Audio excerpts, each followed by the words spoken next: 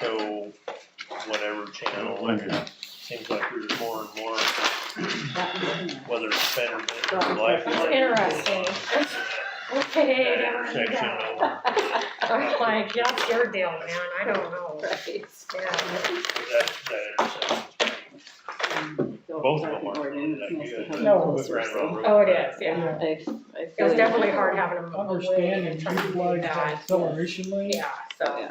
when they pull out Mhm. into the median, basically that acceleration lane. Yeah. You get across one lane of traffic while you wait till they pull to the other, rather than trying to do both lanes at the same time. But Yeah. people can't figure that out. Right. It's pretty complex. Oh yeah, it's really complex. Like that's what that was designed for.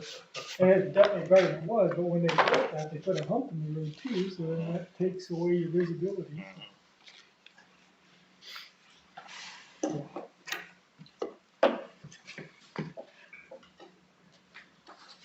And to do anything, they gotta redo bridges, cause that just does nothing to it. Yeah, it's Bottleneck. not an easy fix. No. And if you get an accident in there, there's no easy go around. Mhm. You're stuck. So they're talking about actually, I hope they actually do 2 bridges, one each direction. Oh. So at least if you Something have goes. a bad deal or a catastrophic event, maybe one bridge is You can divert wide, to the at other least you one. can Yeah. keep a 2-lane road, That'd which be- makes a lot of sense. That'd be excellent, in case of an earthquake. Well, yeah, or it doesn't something mean, like yeah, that. you get an act of God and Do we earthquake, know and about maybe one Ginger? bridge survives. at She's least not you coming. got- no, Well- she texted me, but she's gonna try to, log on. I Okay, wasn't quite sure how to go about doing that, so, she's gonna search her emails for the link, cause typically, do you guys get the, reminder in your Well- email of the calendar link for this meeting? Uh-huh. Yeah, so you typically that links in that reminder as It's on the well. website too, I think. Yeah, it is on our website as well. On the But packet as well. I was just telling April, I think on the website, it's actually just a link to the live stream and not the one where you can actually speak. Because we have 2 links, so there, people that are live streaming don't show up on here. I just said Roy Whitman was wanting to join, so she Oh. must be on there. You're gonna do Oh, that. good. So she is, yeah, I'm not real great. sure. I'm sure you- it is Thank 7 you, o'clock. Ginger. Call the meeting of the Willamina School Board to order. Start with the flag salute. I pledge allegiance to the flag of the United States of America and to the republic for which it stands, one nation under God, indivisible, with liberty and justice for all.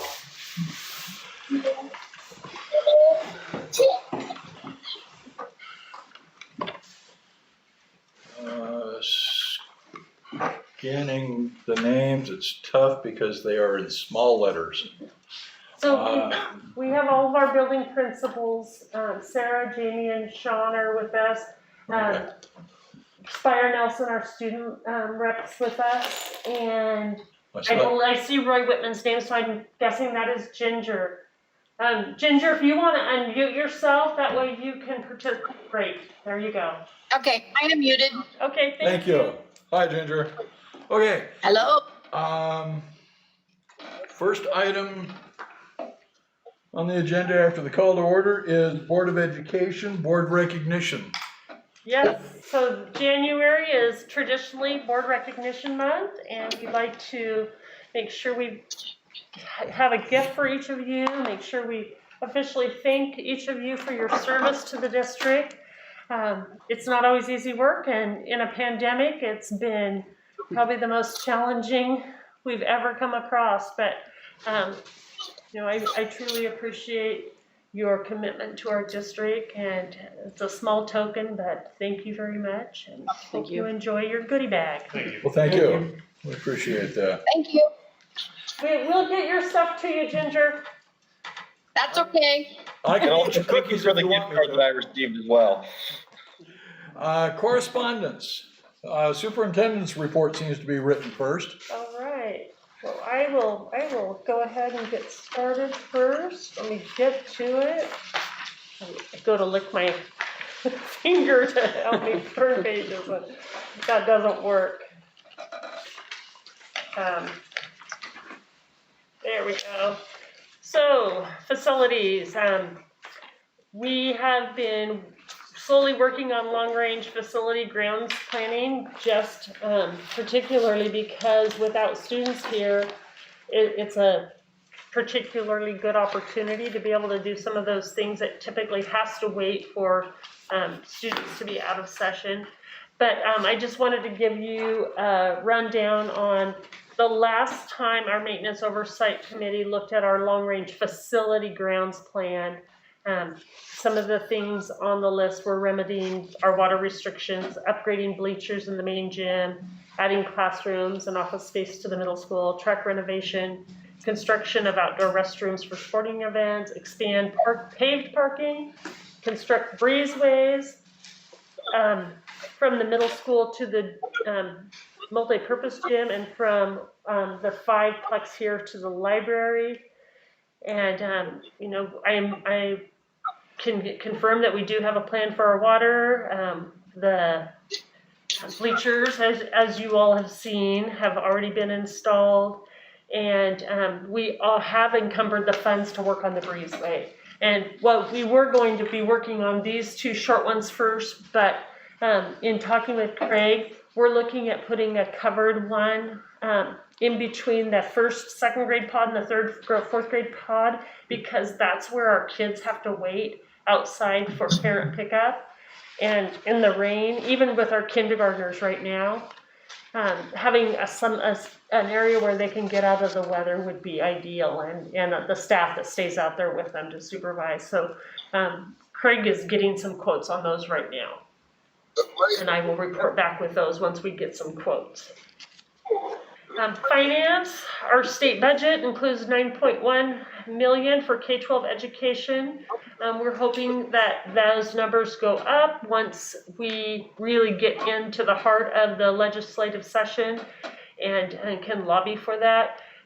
Our School Board Business Managers Association predicts that the state budget would need to be $9.6 billion just to maintain current service levels that schools are operating at right now. But I'm happy to say that the budget does include full funding for our Measure 98.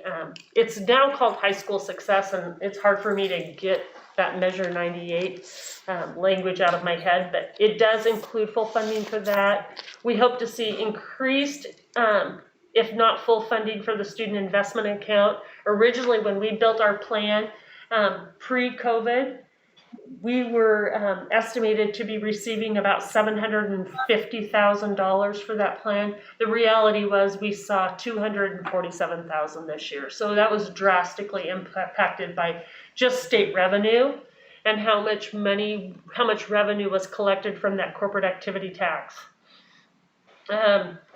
We also have a few grants that have sunset. So chronic absenteeism is one that is no longer funded, and we did a lot of great work with that grant.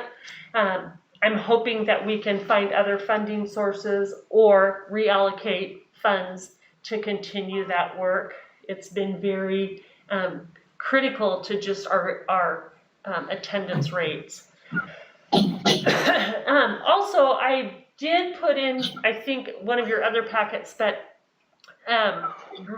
our grant writer put together a cumulative grant fund page of how much money we have collected in competitive grants. This isn't like going after our Title I funds or state funds that you do have to do reporting on, but true competitive grants. And for the Willamina School District, it is well over $2 million, nearing $2.5 million that we've collected in competitive grants, separate from our federal and state revenue, since hiring the grant writer. Also, I've given you edition number 5 of the Ready School Safe Learners document. Truly, this doesn't change completely every time they revise it. And if you see, one of the nice things they do is they do the revisions in the front of the the document, they talk specifically about what the revisions are in each one. So every time you're looking at it, you can go straight to, typically it's in a green font. So on page 12, they really talked about the revisions in this one that came about from the December 23rd governor's statement. But what we also know is that number 6 is coming out January 19th, and we were instructed to not create our reopening plans until we have that information.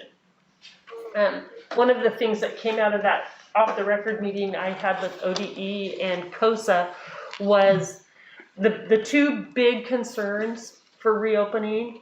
Obviously, one's the liability, the COVID liability insurance that just was recently passed in legislation, and now the language in that bills, whatever it would be called, that legislation has to pass, was based on schools following the metrics. So we will provide liability insurance to your district as long as you are following the metrics set out. And then now the metrics have become advisory rather than required, and that if we don't follow the metrics, we don't get the liability insurance. And they're still working to resolve that issue for districts, but as of now, the way it was written, you have to follow the metrics in order to have that protection for your district. The other thing that really came out that as we talked more and more about it, we really realized this will be a big issue, and as a district, we're gonna have to talk about it and come up with a way to respond. But the stability of staying open and thinking about if there is a test positive person within a cohort, and that entire cohort then has to quarantine for 10 to 14 days, including your teacher.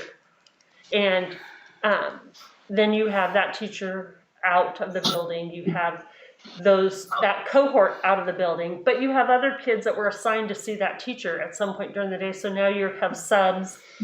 And a lot of districts have come up with great solutions to these things. It's just a matter of us drilling down and walking through those scenarios and truly having a plan, because school districts are experiencing those, that you really have to address your stability of staying open if there's an exposure for a group of students or a group of staff. So when we meet, our district leadership team didn't meet tonight because we have to wait for that January 19th. So we're meeting the 20th to really start drilling down on our reopening plans. Not written in concrete, but our first hope is that we're going to bring first and second graders back right away after the semester break or the semester grading period. That would be, what we're working on first, and what they want us to see is a gradual reopening, that you ensure that you don't have spread within your school community. And if you can demonstrate there isn't, then the expectation is to continue to add more students back to in-person instruction. Why do they start with the younger? Because supposedly they aren't as... The reason it starts with the younger kids is just the amount of screen time. I mean, being able to manage just being on a device and trying to work on letters and sounds, like Shannon Mode gave this perfect example of the way she does her hybrid distance learning, and she's like, I want to see their mouths as they are pronouncing sounds and learning. And so it just, that piece is a big reason, particularly learning to read and being able to hear and listen to every student. Question, when does the semester end? Our semester grading period is January 23rd. That Friday is 22nd or 23rd. I don't have a calendar in front of me. I apologize. Professional development, I've got the winter conference coming up. That's typically on the coast every year. It will be virtual. It's a great conference because a real strong focus is on the budget forecast. So a lot of the sessions are related to budgeting and planning for the upcoming school year. I will be sure to share out with everyone. once I return from that. And my last three things are really discussion items, so I'll leave them for the discussion section of the board meeting. So where are you at as far as, I mean, obviously you're waiting until the 19th for the guidance or whatever, but you've gotta be close to having something, right? Oh, honestly, Ken, we probably have 5 plans that we have. And so, and they laugh because the truth is we have worked on so many reopening plans, not just to have them turn around and say, oh, now we're adding metrics, or now we're doing this, or we have a spike in the county cases. So we have several plans. It's just a matter of taking one of our plan that closest meets to what we can do, and then going through it and making sure then that we communicate it to families. One of the big things we need to do right now, which Sarah and first and second grade teachers have already done, is reach out to their parents and find out who wants to bring their kids back on site, who wants to stay distance learning the rest of the year. So we have a good sense of our numbers. Because another thing is we have to, when we think about transportation and we're transporting kids, we have to also keep that physical distance on the bus. And so there's just a lot of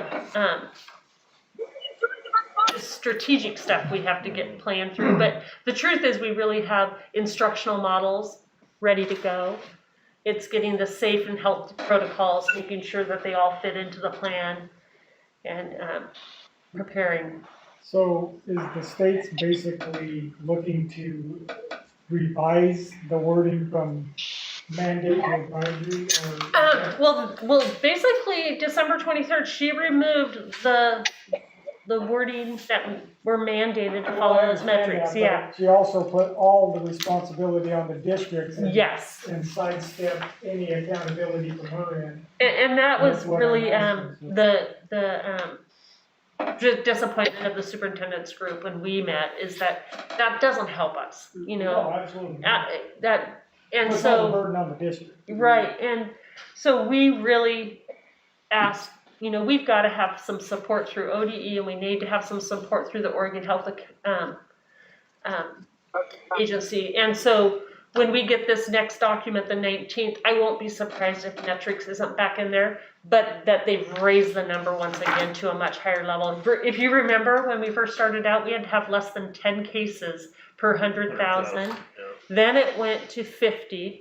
And we were actually right at those numbers, and it was really doable. And then we had the holidays and a high. But what the rumor is that it could be anywhere from 350 to 500.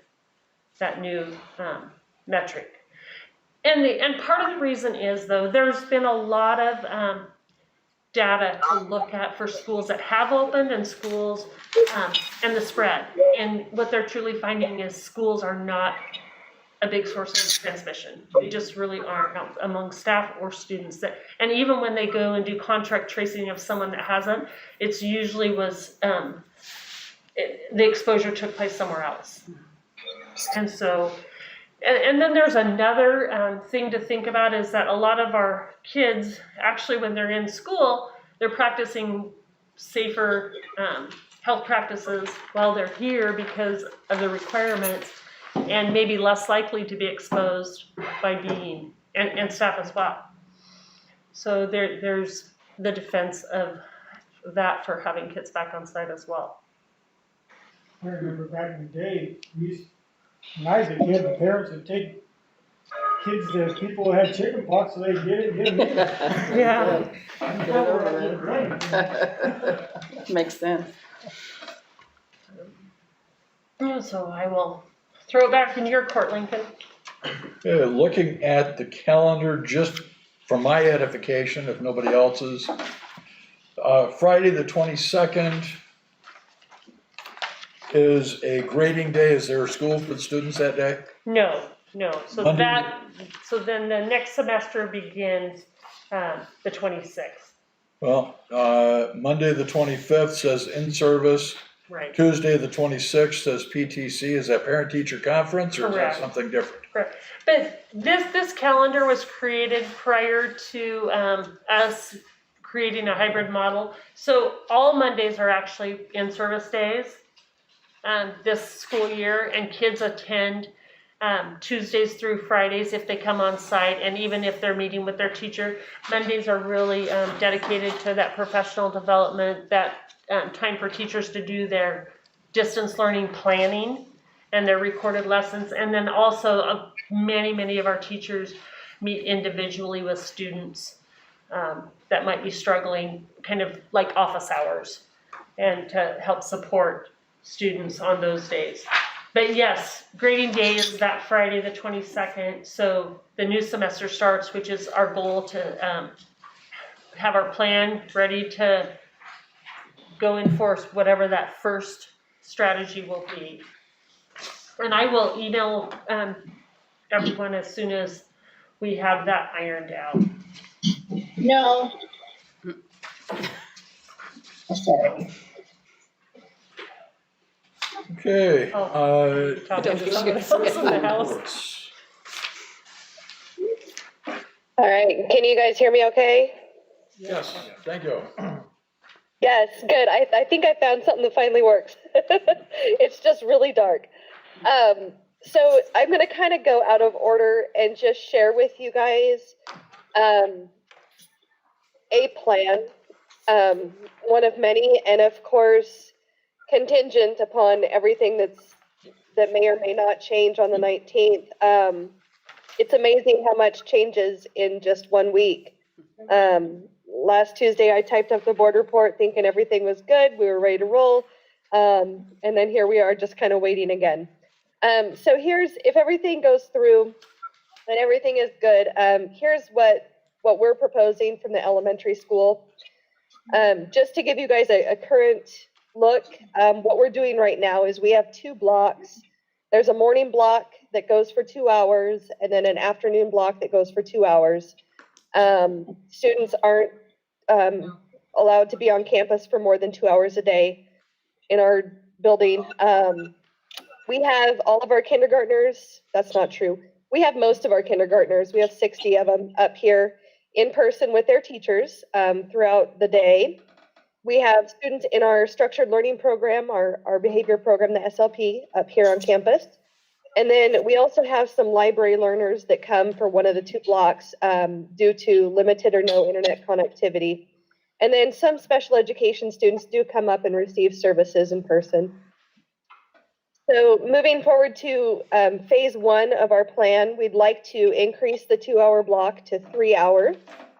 The AM session would go from 8 to 11, and the afternoon block would go from 12:30 to 3:30. We would increase it to add 1st and 2nd grade, and then keep SLP students on campus, some special education students, and then increase our library learners to those who are just kind of struggling with being at home, and we've noticed that they're kind of slipping behind or not attending as regularly as they should. We've talked to our 1st and 2nd grade teachers, and they were ready in September to have their kids, and they still are. All 6 of them are on board and ready to swing open the doors. They've been doing a really good job talking to their parents, just kind of saying, this is on the table, but we're not ready yet. But if it were to happen, would you like your student to come on campus? Would you like morning or afternoon? And then we're also trying to get some of those kids that are on the Acellus program without a teacher back in the building as well. And then finding out if they need transportation. That's a big one. They've had really good numbers. I've heard 13 out of 14 from one teacher wanting to come on campus.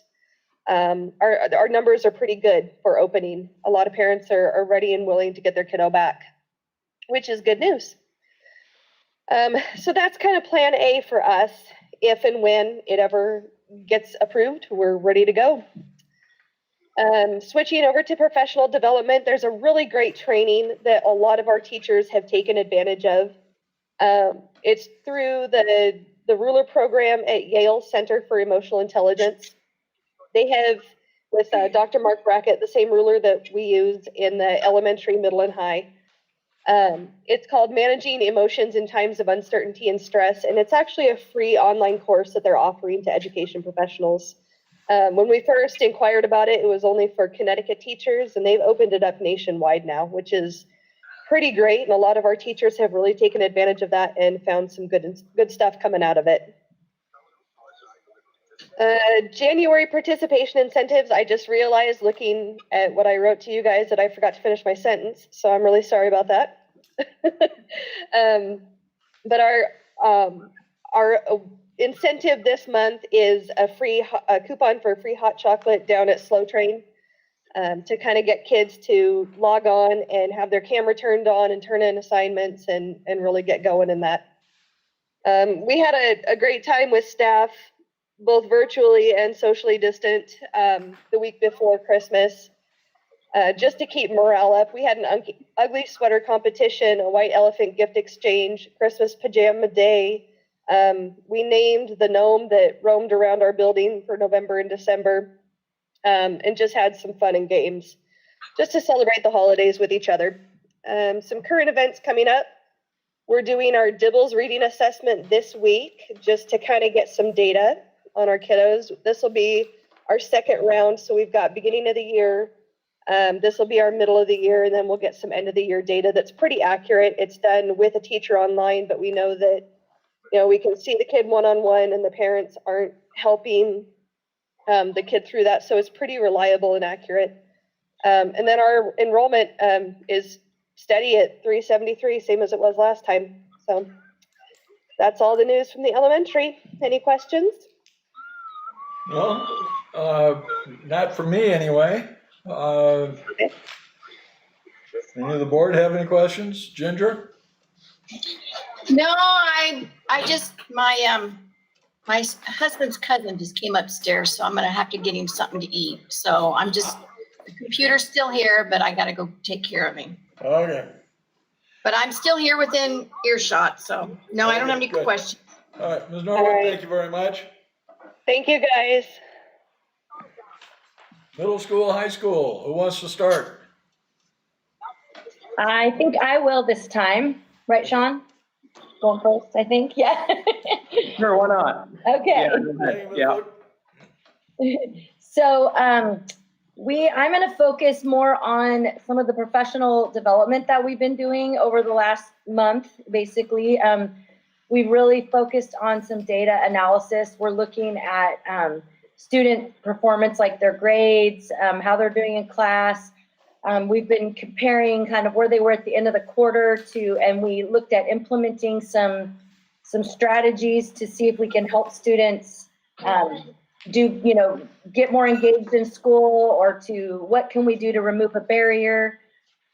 And so we ran another report right before Christmas break and made a comparison. In some cases, we saw some decrease, and in others, we've seen increase. So we're digging a little deeper into that. And we also have been brainstorming strategies to re-engage some of the students and to further engage others.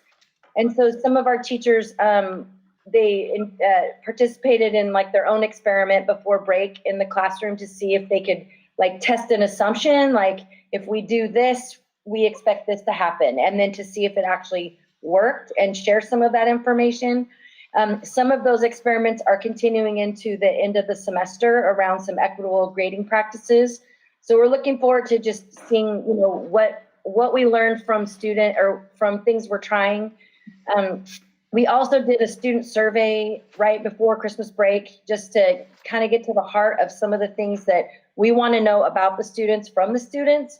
Everything from, why they turn their cameras on or why they don't, to, what are some of the things that would be more helpful for them if they're exercising.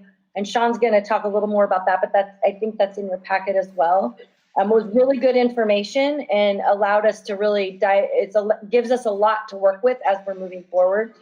But I think one of the biggest things that we're learning throughout this whole process is that there is no universal response that's going to work for all 450 plus of our students. And so, and I think, we've kind of always known that about schools, is we have so many different students from different situations with different strengths and needs, and it's really hard to pick one or two things that's going to work for everyone.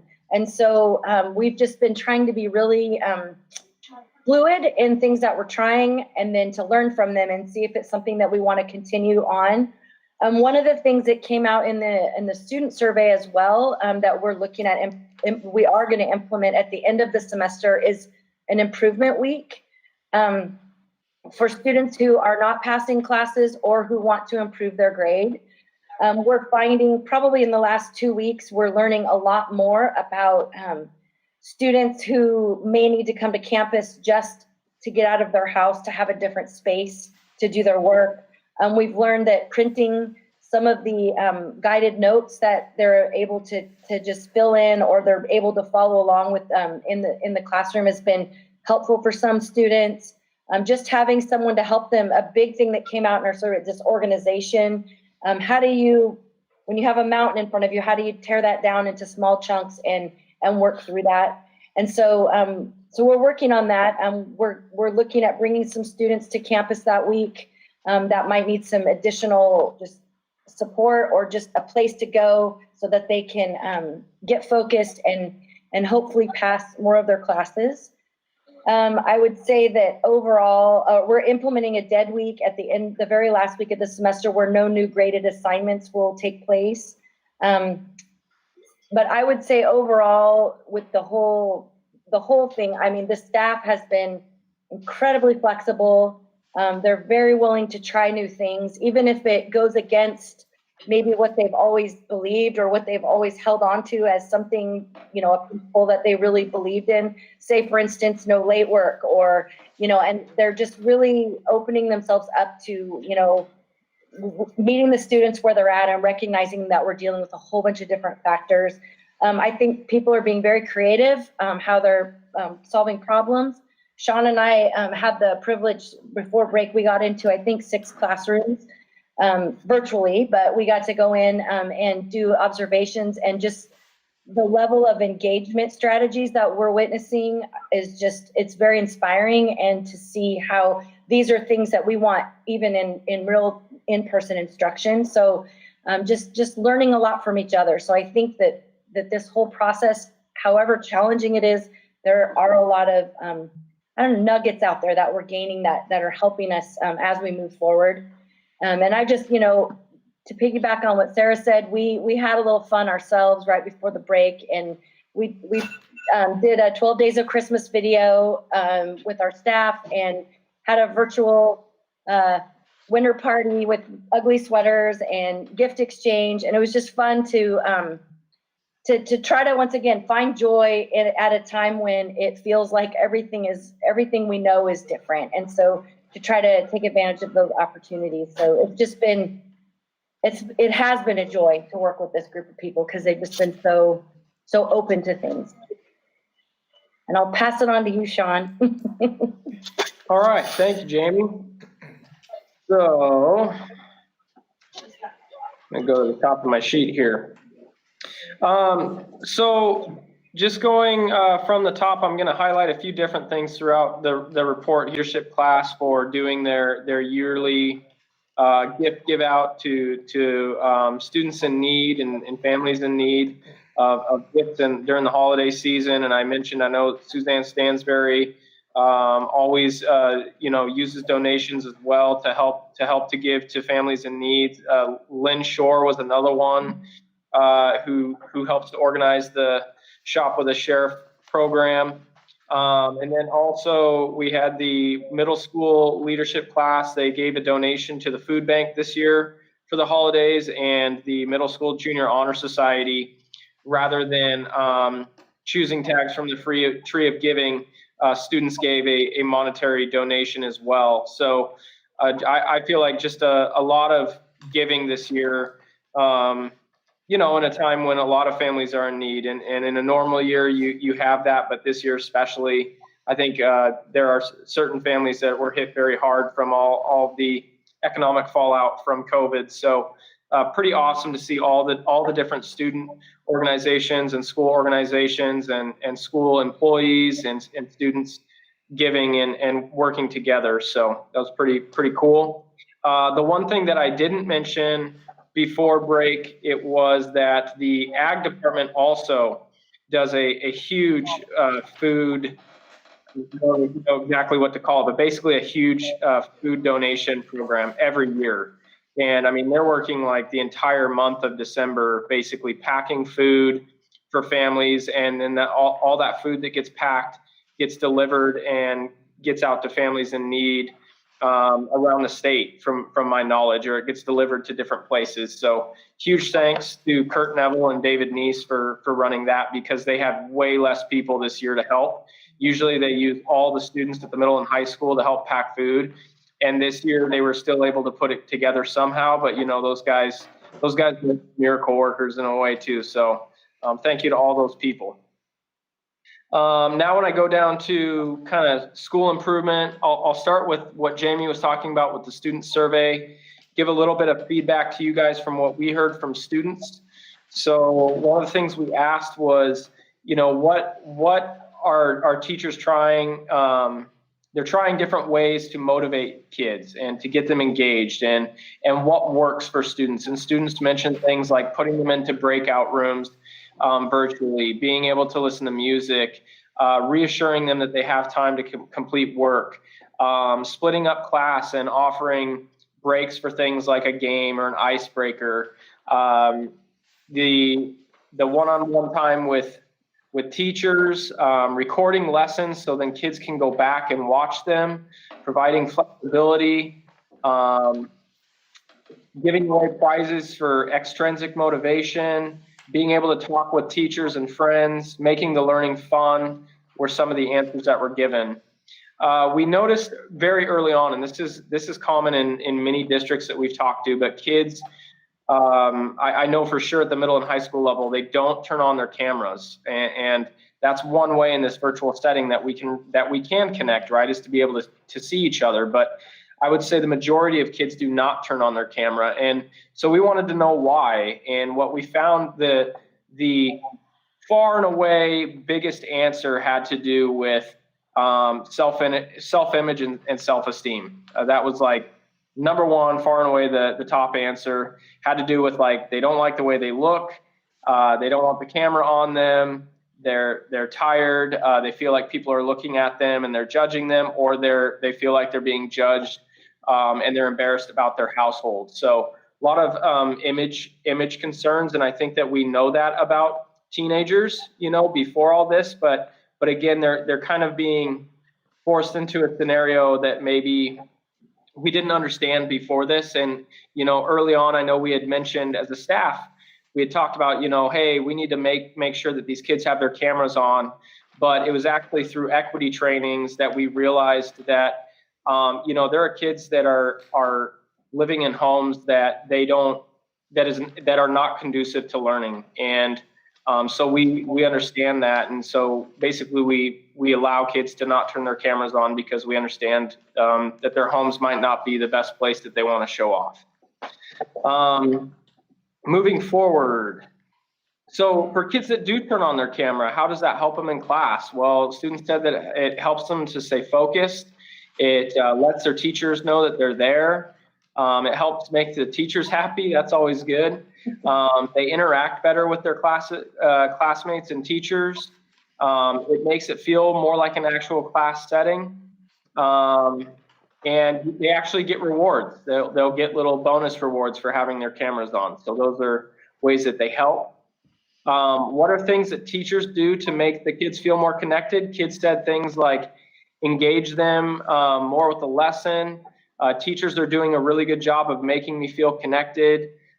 Students also, at least some, said that they feel more connected to the teachers actually than to the other students.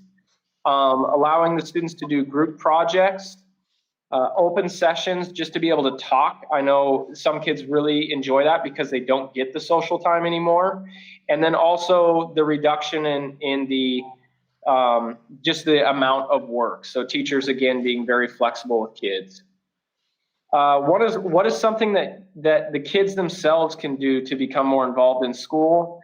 And kids said things like they need to talk with their teachers more, they need to attend their classes every day, they need to participate more and pay attention, put more effort in.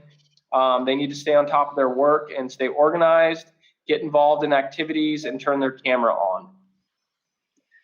So as one of the things that we really wanted to find out from kids, because we had been talking about it as a staff for good month at that point, was basically what are some things that we can do at the end of the semester to help these students, and especially students who are failing.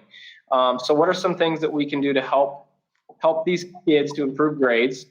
And kids responded with a number of things like having scheduled meetings with teachers, having scheduled time to meet one-on-one with teachers during office hours, having teachers or someone help them how to learn to be organized and how to organize their time and work, extending the semester by 1 week so students could basically have that opportunity to make up work and to work with teachers during that time, having alternate projects to do rather than making up a bunch of smaller assignments, and then coming to school for a few hours each day to get work caught up. So the two most common answers there were extending the semester by 1 week for failing students, and then also alternate assignments versus making up everything at once. So what we've done, I think Jamie kind of talked about it, but we took all that information and we've really used that to guide our instruction and also guide our intervention as we reach the end of this semester by adding that extra week, our improvement week for students to improve their grades, not just students who are failing, but all students have that opportunity. Providing that the Monday and then also office hours for teachers to work one-on-one with students along with that improvement week. And then depending on the teacher, I just talked with a teacher last week who they're providing that extra week for students to do an alternate project if they're behind to make up a grade versus having to make up a bunch of smaller assignments. So we're kind of taking all those things and trying to implement them to do our best to get these grades as best as we can before the end of the semester. All right. Also, coming up here, we have a collaborative problem-solving parenting class with parents K through 12. That will be starting at the end of the month. That's an 8-week class that's in partnership with the Yamhill County Care Organization. Our 9th grade on track team is going to meet again tomorrow, and a big focus right now is just those 9th graders who are not on track and doing everything we can to intervene these last 3 weeks to get grades up. And then our engagement team meets every Wednesday, and we are continuing to kind of work on those kids who are those tier 3 kids, the ones that really we are struggling to engage with, or have very poor attendance, or we really haven't seen much of at all this year. And as of most recently, our list is under 5% of our population. So it's kind of like I was saying it last week, we really have it narrowed down now to the tier 3 of the tier 3. These are the students that are not engaging, and we are having a very hard time getting a hold of people. And at this point, we're really, for those kids, working with our attendance personnel to work on how can we get a hold of them, and if not, where do we start going with the citation process for truancy. Upcoming events: National Honor Society tapping, January 13th at 6 p.m. Martin Luther King holiday, January 18th. Then we have our Dead Week, January 19th through January 21st. Then's our Improvement Week, January 25th through January 29th. And the start of our new semester will begin February 1st with staff and February 2nd with students. And at this point, we have a total of 468 students. Thank you. Sorry, that was a lot of information. Any questions or comments from the board? On your makeup assignment situation, so a kid hasn't done 10 assignments, and what's a makeup assignment look like? Just an example. I'm curious. I understand that we all want to get them to pass their classes, but we want them to learn something too. Absolutely. I think, it's a fine balance, and I will say that the priority during that improvement week, and we want all kids to want their grades to be better, but our priority are the students who we believe we can get to passing. It's those students that are close enough to where we think we can get them there in 1 week. So kind of like you're saying, if a student has done really nothing or barely anything, I don't know if that week will necessarily do them much of a service. But for students who can, let's say a student has a 58%.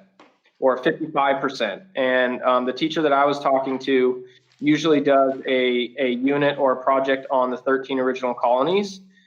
He usually does a brochure. Well, that week, students who are within that range that he thinks he can get to passing, he's going to have them do that brochure that week and present the brochure to him. And so that would be an example of an alternative project that he typically would do, but he just hasn't got to it this year.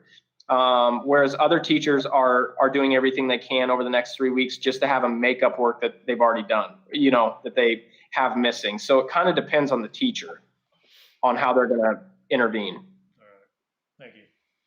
Yeah. Good. Ms. Fluke, Mr. Draper, thank you very much. Thank you. Thank you. Tribal report. Do we have someone from the tribe?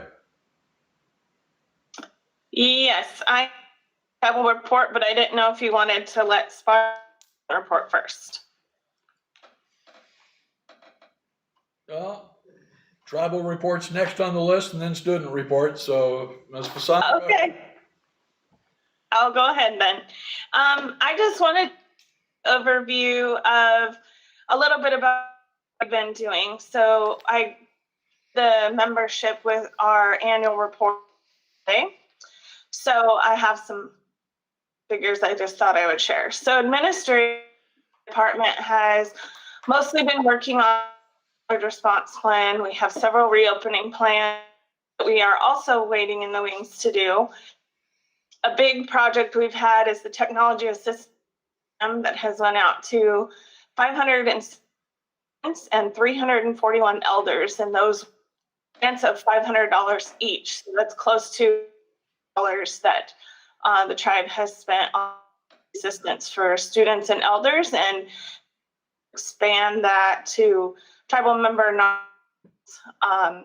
in a smaller increments 2021 year. So also done a lot of grant applications, as you can imagine, related to COVID activity. So we've done a lot of grant applications, some reorg department and service delivery, trying to create consistency and cohesiveness in employees. We have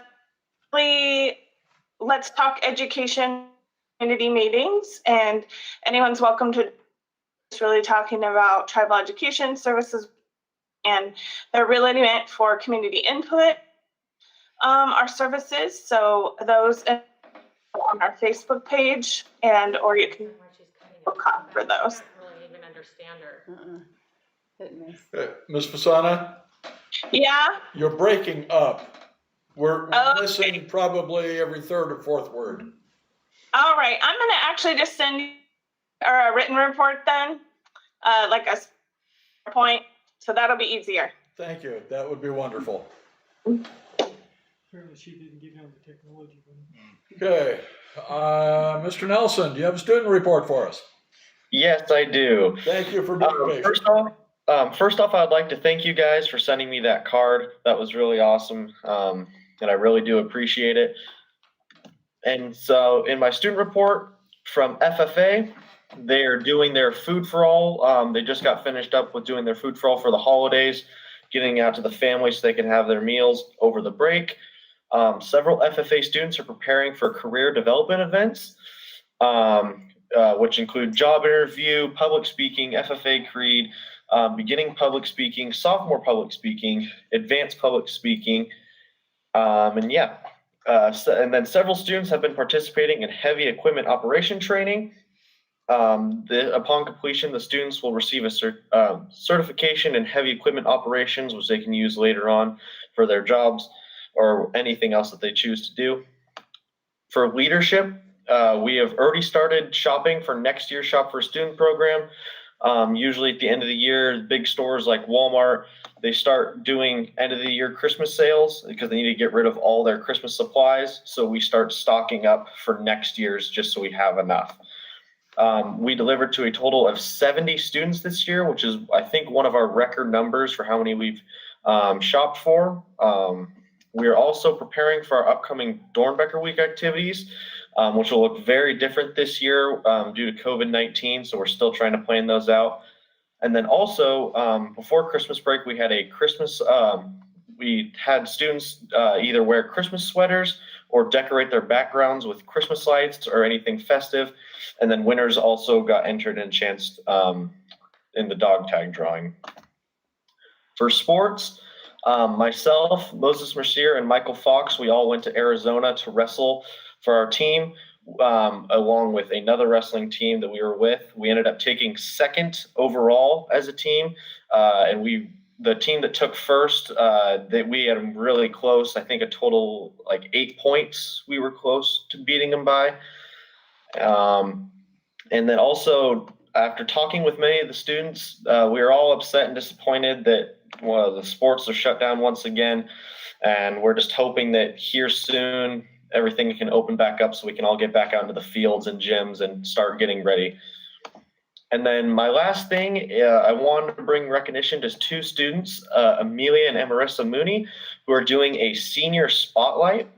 And the senior spotlight, they take their photo and they make a small info sheet about that senior. They pick like 3 or 4 every week. And then those seniors are shown at the end of the dog tag drawing videos, just to bring more recognition and try and build some community right now while we're trying to do online school. Any questions that you guys have? No, but thank you for mentioning that heavy equipment. I should have done that, and so thanks for mentioning that. Yep, thank you guys. Thank you. Congratulations on Arizona. Thanks. What, Mr. Nelson, what Yes. weight division do you wrestle in? I wrestle at 182. Wonderful. Thank you very much. Yep. Appreciate the report. Yep. Thank you.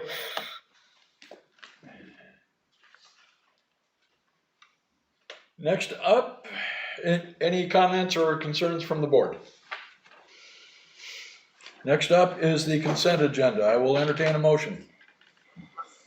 Move to approve the consent agenda as presented. Second. It's been moved and seconded to accept the consent agenda as presented.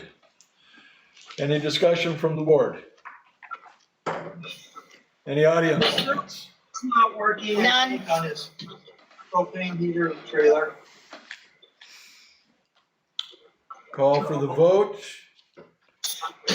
All in favor of accepting the consent agenda as presented, signify by saying aye.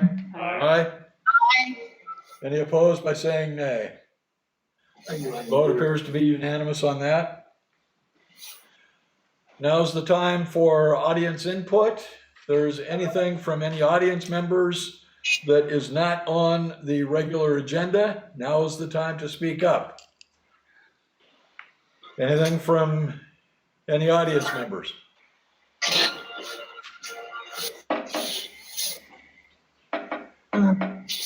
Moving on to reports and discussions. Yeah, I have 3 things that I've given you, handouts for discussion, not necessarily now, but I just mentioned the Ready School Safe Learners, handed each of you this, and we are expecting a revision the 19th. The 3 pages I would highlight, and you might want to jot them down on top of it, is 13, 16, and 50. Those are the major revisions to this one. But one of the things on page 50 is quarantine times have been changed to align with CDC recommendations. So one of the things now, typically it was always 14 days flat. Now it's if you test negative, get a test, then you're only required to do a 7-day quarantine. If you are exposed and show no symptoms, you can do a 10-day. So they're trying to, what we've discovered through all of these revisions is counties and Oregon Health Authority had 2 different sets of standards, and then you threw CDC in there. And so one of the things we really asked is it would be really nice to get aligned and for school districts to be getting the same information. Also, just sections 0 through 3 are the ones that really impact planning for schools. Those are the health and safety protocols that really impact logistically what we can do, the cohorting, the physical distance requirements.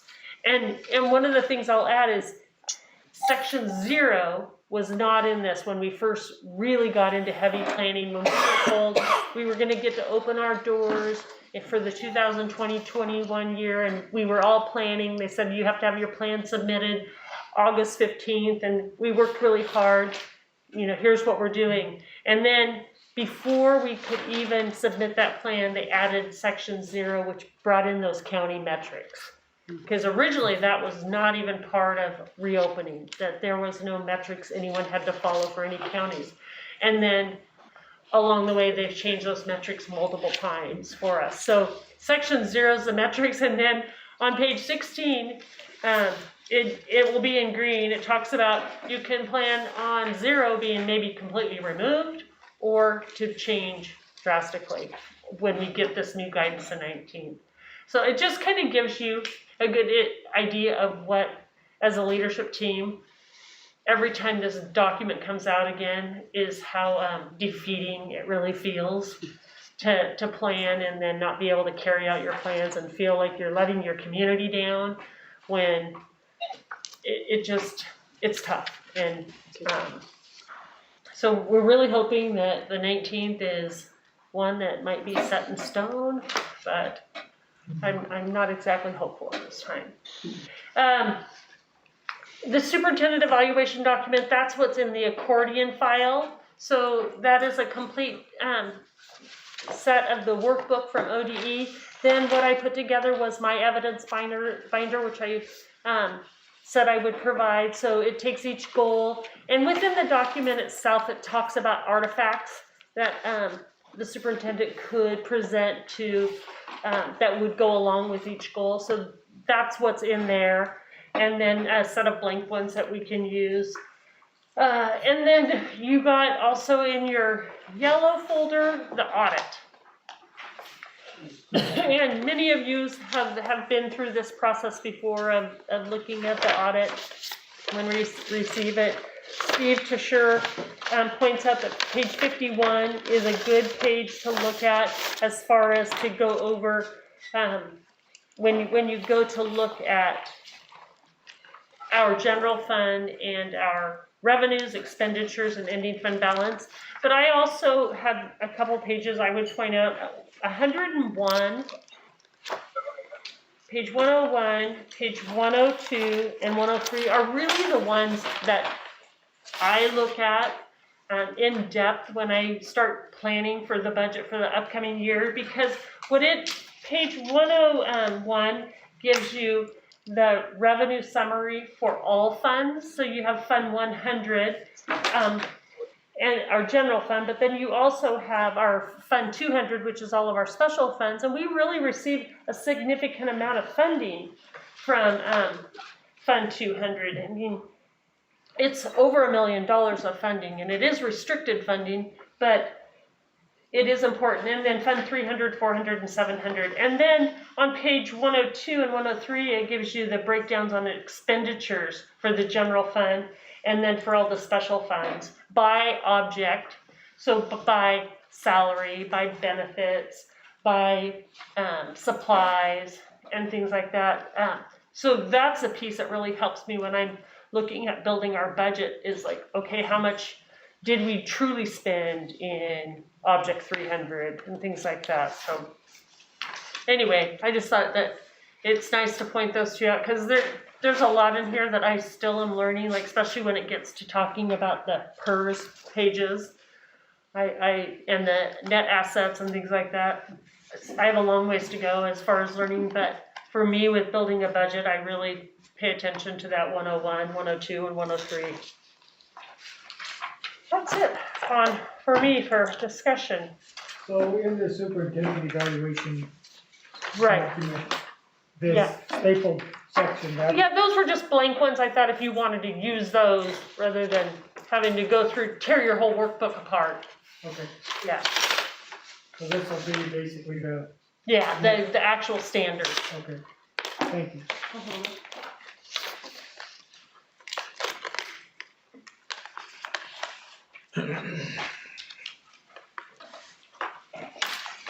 We have nothing listed under decision items, future agenda items, personnel evaluations. They will come up next month in an executive session. Personnel renewal and non-renewal will come up in March. Superintendent's evaluation in February. And Chemeketa Community College Board visitation. Is that our board going to Chemeketa or Chemeketa's board coming here? I think they have 2 board members that would like to just be introduced at our board meeting in February. We have a few partnerships with them and they just want to acknowledge that with our board. And I think I saw something somewhere where senior students were introduced to FAFSA and that sort of thing. Is that Exactly. correct? When did that happen? It's been happening ongoing, but Chemeketa has done quite a few creative things with seniors this year, actually starting last year in March when we first had the closure, offering free classes. And we actually have a lot of our, well, I shouldn't say a lot, we have a handful of seniors this year that in lieu of doing hybrid, they're doing Chemeketa courses. Okay. You know, they're those seniors that had maybe 1 or 2 required classes, and rather than filling their schedule with electives, they're getting that dual credit, an elective credit and a college credit. We also, Carrie, we also have some students who are for advisory. They're in the college prep advisory where they're addressing a lot of that. And then we did a senior parent meeting one evening and videoed it. So and we have a senior student Google Classroom that we trying to post all the information on. So we're trying to get it out as much as possible. And I want to just take one more minute and talk a little bit about that heavy equipment. So if you remember back when we first built our shop, we were able to get that CTE revitalization grant. That first time it was for $390,000. It allowed us to buy all that new equipment inside. Well, now that they're funding the Measure 98 grant fully, any school district that gets over $100 in that, or $100,000 in that funding, is no longer eligible to apply for those ongoing CTE revitalization grant. But tribes are, and so we were able to partner with the tribe this year and write a grant with them. And what it did was it allowed some things to happen on site in Grand Ronde, but it also allowed for some things to happen on site here. And one of them was Baker Institute, which is a heavy equipment, basically trade school. They brought, I think it's a 40-foot trailer on site with simulators in it. So it's heavy equipment simulators inside the trailer. Kids, I think they have to do 60 to 80 hours to complete Tier 1 training and pass everything, of course. But we've got, I believe, 12 students doing that. So they will come out with their level 1 training in heavy equipment, and then they'll be eligible to take the advanced training as well, which then would have them job ready. How were those kids picked for that program? Kurt worked really close. You know, it's kids that have already been through several of his other programs, but we're hoping we could do a round 2 this spring too. So, you know, get the word out, have kids that have done it talk about it more, and get more kids to do this. That's cool. I mean, some of those And wages. the Baker outfit is okay with coming out again, or? Yeah, absolutely. You know, he was the one that reached out and said, you know, they would love to do it again this Great. spring if, you know, the opportunity presents itself. So, cool. you know, some of those kids, with the nature of the way school's scheduled, we've been able to have them come and do 2-hour blocks in that simulator. So that's been great. They were able to get through that process a little faster than if we were in our traditional model and had a 45-minute period. Cool. Okay, thank you. Thank you, everybody. Also, for those that are in the audience but are not employees or otherwise paid by Willamina School District, the budget committee needs 1 person, and the board has 3 slots that are up for election this year, please put your names in. Be actively involved in your school district. Thank you. We are adjourned.